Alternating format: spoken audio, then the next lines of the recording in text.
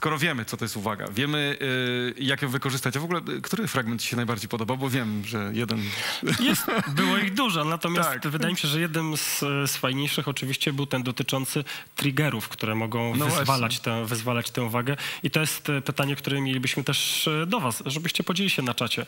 Karen wspomniała o koalach. Tak, że jak się dołączy koale do jakiegokolwiek tam postu, tak, to dokładnie. To zupełnie uwagę. przyciąga tą uwagę dużo bardziej. Co takiego w polskiej komunikacji mogło być dołączone, żeby tę uwagę mocno przyciągnąć? Co jest takim polskim koalą? Nie podpowiadamy. Czekamy na wasze ciekawe opinie na czacie. Oczywiście zachęcamy też do tego, żebyście ocenili prezentację Color. Dla nich to też będzie istotny element, na ile udało się tę uwagę waszą przyciągnąć. No dobrze, skoro wiemy, co to jest uwaga, jak ją wykorzystać, to czas teraz na wyniki badań konsumenckich w Polsce i Stanach Zjednoczonych. Już za chwilę Max Nelson, dyrektor komunikacji jednej z największych agencji badawczych w Stanach Zjednoczonych OpenX i Izabela Kiwak z Rinia Axel Springer Polska. To już za moment.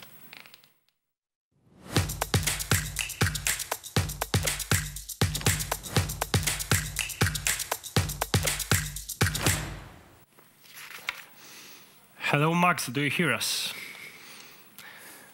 Hi everyone. My name is Max Nelson. I lead communications and research at OpenX. And for anyone not familiar with OpenX, we are a leading programmatic advertising exchange. And so for this session, we're going to be going over the results of a study that we ran earlier this year looking at the open web versus the walled gardens, and specifically the consumer point of view when it comes to the open web and the walled gardens. And so if anyone is not familiar with those terms, the open web and the walled gardens, when we talk about walled gardens, that really refers to a closed ecosystem. And so think about Facebook, where they control everything that goes on inside their site or app, and they're the only ones who can advertise inside. The open web, on the other hand, really refers to the internet at large outside of the walled gardens. And so you'll see we gave some examples on the right of the slide here. And we actually defined it for everyone who took our survey as basically any online property, website, or mobile app not owned by a major technology company. And so when you look at the landscape today, this helps sort of explains why we ran this survey in the first place. That today, Facebook and Google are the two best examples of walled gardens. And in the US, they make up 60% of all, or sorry, they receive 60% of all digital ad spend. On the other hand, when you look at where consumers actually spend their time, only 34% of time spent online happens on properties owned by Facebook and Google.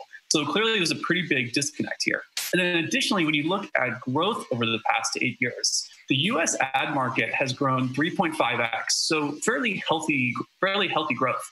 Google has, their digital ad business has also grown 3.5x, so right in line with the market. Facebook has grown 13x, so significantly outpacing the market.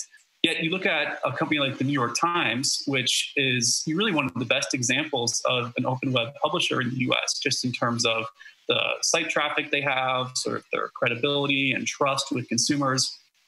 Their digital ad business has only grown 1.1x, so significantly underpacing the general market. And so this really highlights sort of why this disconnect between where the dollars go and where time spent is a problem. And so for us, we thought that we would run a survey to dig into this a little bit more and see if we could just uncover some additional insights. And so in terms of the methodology for the survey, we partnered with a leading market research firm called the Harris Poll. We surveyed 2,000 people, and the results were weighted for age, gender, ethnicity, really a variety of factors to make sure that it was nationally representative of the US population.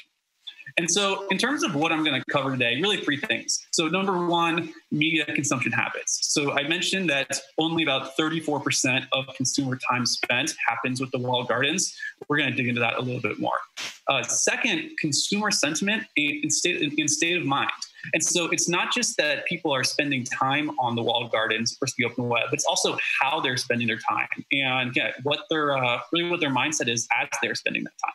And then finally, advertising. Where does advertising fit into the picture?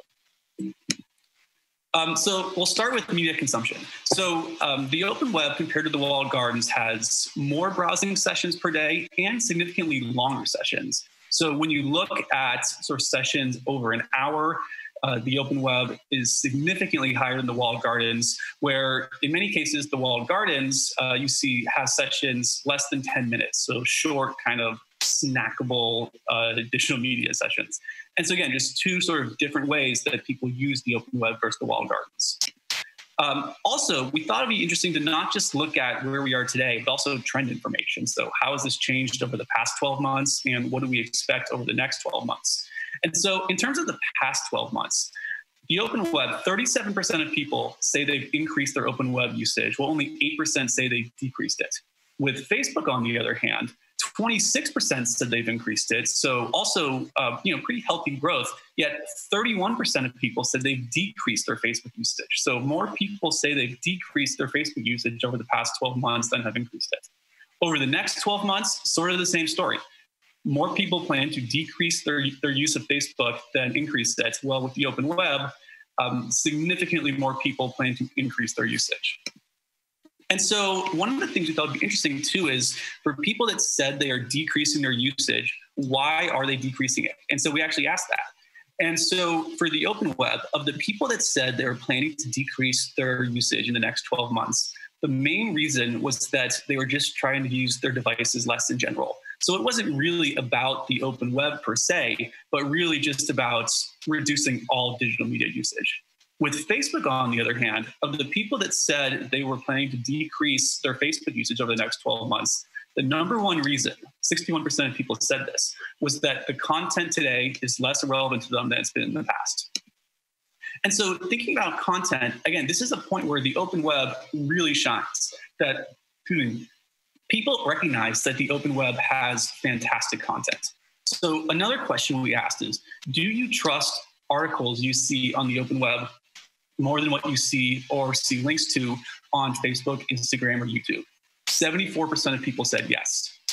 We also asked, when you were looking for high quality content in general, where do you turn to first? And more people said they turned to the open web than said that for Facebook, YouTube, and Instagram combined.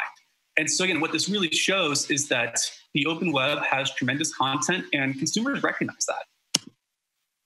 So next, let's shift a little bit into state of mind. So as I mentioned up front, it's not just the fact that people are spending time on the open web, but it's sort of how they're spending that time. So another question we asked was, when you use, or when you sort of go to different environments, what is your general state of mind? We asked this about the open web, Facebook, also Instagram, YouTube, Amazon.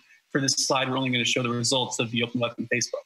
But for the open web, 58% of people said their general state of mind was they were curious and in a mood to learn more.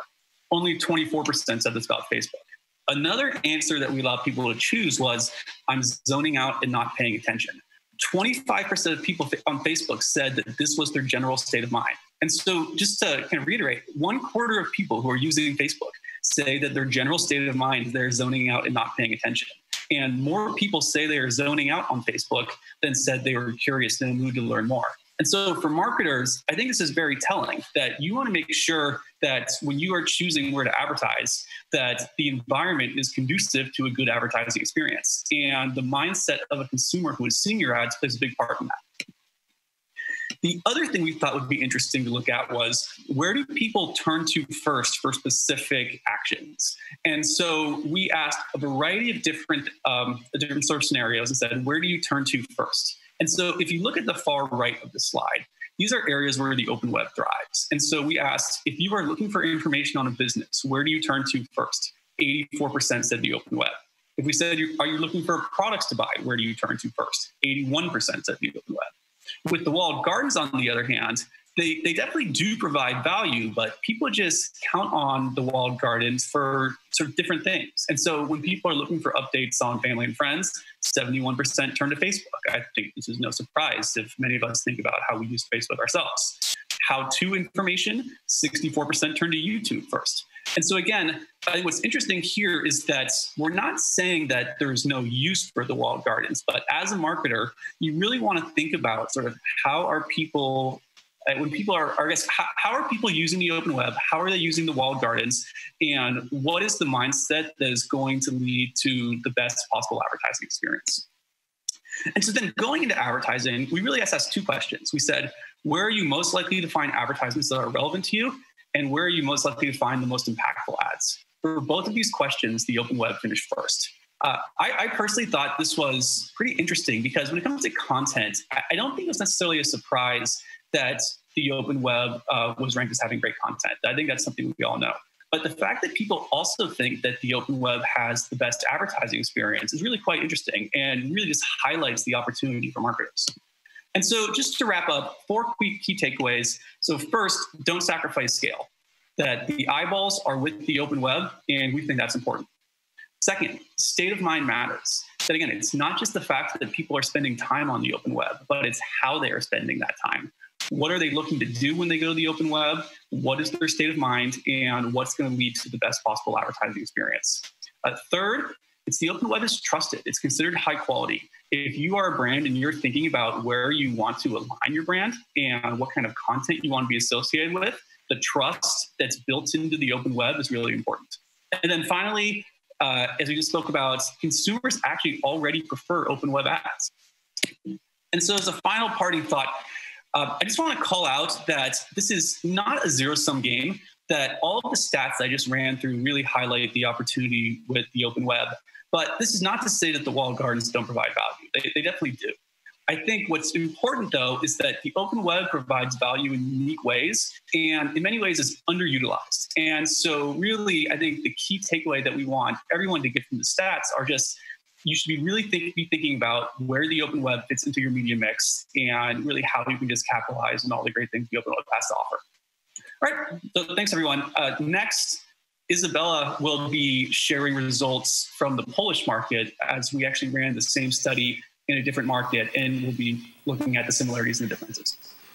Tak, zgadza się. Już za chwilę będziemy o tym polskim rynku rozmawiać. To był Max Nelson, dyrektor komunikacji w jednej z największych agencji badawczych w Stanach, OpenX.